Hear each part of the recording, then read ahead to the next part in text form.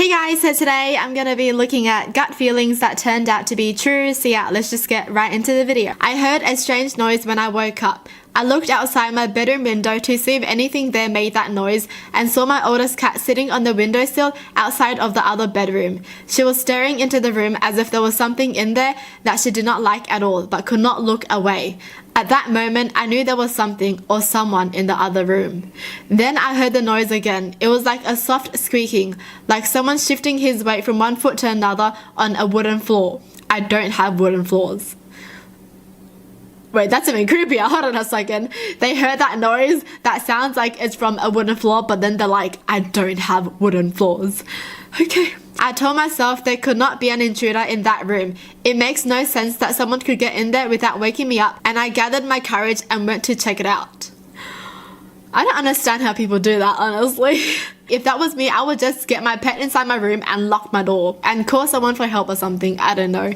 But I wouldn't check it out. Honestly though, it's so hard to say because I don't know what I would do unless I'm in that situation in that moment. Because right now I'm just in a calm environment and I'm thinking logically, but I feel like if I'm scared, I wouldn't be thinking logically. Okay, they went to check it out. Alright. When I got to the doorway, I saw two of my other cats in the hallway staring into the room, very agitated. I peeked around the corner and heard the squeaky noise again. It was one of my neighbor's cats. Very afraid and being trapped on the desk by my cats. Oh, it was the cat. I thought it was gonna be like, I saw someone in there. But nah, it's just a cat. Well, thank gosh it's just a cat though. At least I guess they were able to let the cat get away from their cats. Because I'm assuming the cat was just too scared to move and he couldn't get out of the room because there were like 3 other cats just staring at it. Oh, wow, that was intense. It was like when I was in university, I was walking home from the bars with my roommate at the time.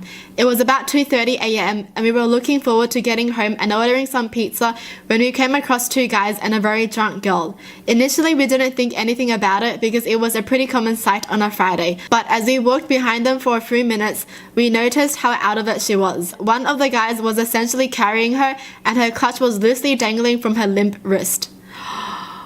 Oh, that just means she's not drunk. She is literally like asleep. I guess that means she fainted or something, you know. Because when you're drunk, you're still able to like walk a little bit, you know. Unless you're like blackout drunk, right? I've never been drunk before, so I don't know. That's just what I think. Okay, our street came up, but instead of turning down it, we decided to see what was going on. The guys explained that she was one of their girlfriends and had had too much to drink, so they were taking her home. We asked them a few more questions, what bar they were at, where she lived, if she was a student, etc. They gave pretty convincing answers, but all the same seemed really uncomfortable and wanted us to go away. During the conversation, the guy holding his girlfriend shifted her position to get a better grip, which caused her arm to dangle down and drop her clutch. Before they could move, my roommate grabbed the clutch and took out her ID. My roommate then asked if they knew her first and last name along with her birthday. This is where things changed. The other guy got really aggressive and confrontational while the other went silent. They didn't know her name or her birthday. I then pulled out my phone and called the police. The guy dropped her and they took off running. We waited with her for 10 minutes until the police and EMS got there. We gave a statement but did not have much to go on other than the descriptions. Police told us she was lucky we happened to be walking behind her. Pretty scary stuff. Holy! Thank gosh for the people who helped. Oh, else something bad would have happened to her, honestly. Oh my gosh. That is so crazy though, just to witness something like this happen in front of your eyes. And them just like lying about it and being so convincing and everything. I love how the roommate was so quick to think and just grab her ID. Because then that's when you know if they're lying or not. This is scary, honestly. But I'm just so glad that these 2 people help. Now I'm just wondering, did they ever catch these dudes? The world is a scary place. When I left for my last vacation and had to leave my old cat behind, the way she looked at me and didn't want me to leave, I had a feeling she wouldn't be alive when I got back, and it turns out she died the day before we got back. Oh, that's so sad because I'm sure The cat was like waiting, you know, waiting for the owner to get back, but I guess they just couldn't hold it anymore and they had to go. Honestly, I feel like animals do know when they're about to go. Oh, that is so sad. She just wanted to see her owner the last time. One more day. One more day. Now I'm sad. Now I'm gonna be sad in this entire video. Got off the subway at night. There was one other person about half a block behind me on my route home. This is a totally normal thing, has happened thousands of times. Totally normal looking dude, not even following me closely. I had a bad feeling. Such a bad feeling that when I turned the corner on my way home, I broke into a dead sprint and hid behind a dumpster in the shadows partway down the street. By the time he came around the corner, I was well hidden and could see him from my hiding place. As soon as I saw his reaction to the fact that I wasn't there, I knew I had been right to hide. He started looking for me, muttering to himself. He went up and down the street, looked around the corners. I hid and held my breath until he was gone. It was terrifying. I am so glad I had that sudden impulse to hide and listen to it. The guy was even looking for her. That is so scary. At night as well. Oh, the fact that he went up and down the street is so suspicious. It's just scary how in this world people can look totally nice and totally normal, like they can be the nicest person to be around, but there's just a bad feeling about them, you know. I pulled up to a stoplight and waited for the light. Car pulls up behind me. Down the street to my left comes a car speeding but not insane. Light turned green for me. Something about the car told me to stay put. Stayed put. Car behind me kept honking and honking and honking. Car to my left ran the red. Then I pulled out and made a left. Got to the next stop sign and heard incessant honking. Turned around and saw the car that was behind me in the next lane motioning to roll down my window. He said, "That car wouldn't have hit you.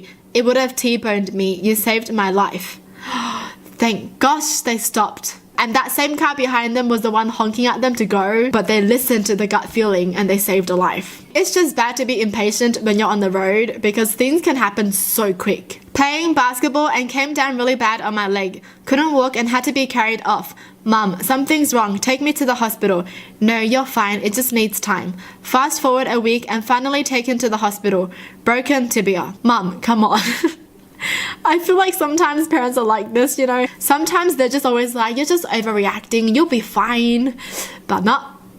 There was actually something wrong. My friend asked me for a ride home. I told him I wasn't going his way and he was like, "Okay, I'll catch a ride with those people." I wasn't a huge fan of the people he was going to go home with, so I said okay and gave him a ride. Turns out the kids who were going to take him home decided to speed down a windy wooded road near his house at 80 miles per hour. They hit something and flipped the car multiple times. They all lived, but barely. He saved his friend. He was like, "Oh, those people are suspicious. You know what? I'll just go out of my way and drive you home." That's nice. A storm was gathering as my dad was driving. I was 8, sitting in the back and looking out the window. I told him, "You better hurry. That construction crane looks like it might topple." Everybody laughs at the idiot kid. That evening, the whole family was watching the local news. They opened with that crane crashing down due to heavy wind. Although nobody had been hurt, I felt vindicated. That is scary. What if they were actually in that moment? Oh, now they know to listen seriously to someone's gut feeling. Because I feel like whenever someone has a gut feeling, there has to be something. There's something that is wrong, okay? Because it's not like they have that gut feeling every day, you know? Registered nurse here. They pretty much tell us straight off the bat in nursing school to trust our guts. We're allowed to call a rapid response team, people who come when something very bad is happening to a patient, if the patient just doesn't look right to us. I got my job right out of nursing school in a department that deals with mothers and babies right after delivery. I was 22 years old, had no children of my own, and my only experience with newborns was my last 6 months on the job. I had this patient and her baby who both seemed to be doing well. The baby's weight, vital signs, and intake and output were all normal, but I felt like something wasn't right. For one thing, I had never heard this baby cry. Anyone who has ever been anywhere around newborns know that they can pretty much cry at the drop of a hat for anything at any time. This baby didn't cry when I put her on the scale to weigh her. They usually cry, or when I pricked her heel for a blood sugar. I felt like a total idiot because I had almost no experience with newborns, but I decided to talk to someone anyway. I brought the baby to the nursery nurse, who has had 20 years experience in the department, and told her that I thought something was up. The baby looked fine. Her vitals, including her blood sugar, were perfectly normal. However, the baby was floppy. Not a technical term, but used to describe a baby when its arms and legs aren't curled up tightly next to the body like they're supposed to be. This baby's arms and legs were limp and stretched out. Oh yeah, I always see like when babies are like just born, they always curl up like this, you know, like their arms and legs are just like up. Oh, she had a poor grasp. She didn't tighten her fingers around our fingers like newborns are supposed to do. And when we could get her to cry, we barely could. Her cry was weak. The nursery nurse agreed that something was wrong and called the neonatologist, newborn baby doctor, who was on call that night. She spent around 20 minutes on the phone just trying to tell him that something wasn't right, even though everything was technically normal. Luckily, the neonatologist trusted her judgment and had us send the baby to the NICU. That baby ended up staying in NICU for about a month, being tube fed because she stopped eating well. They did genetic testing on her and discovered that she had been born with a pretty rare, only 30,000 cases diagnosed annually in the US, genetic disorder that usually isn't diagnosed until the baby is unable to sit up on their own at about 6 months of age. The disorder has no cure, but the doctors were able to start treatments on her in order to manage some of the symptoms almost immediately. Whoa. I felt like I just learned so much. Oh my goodness.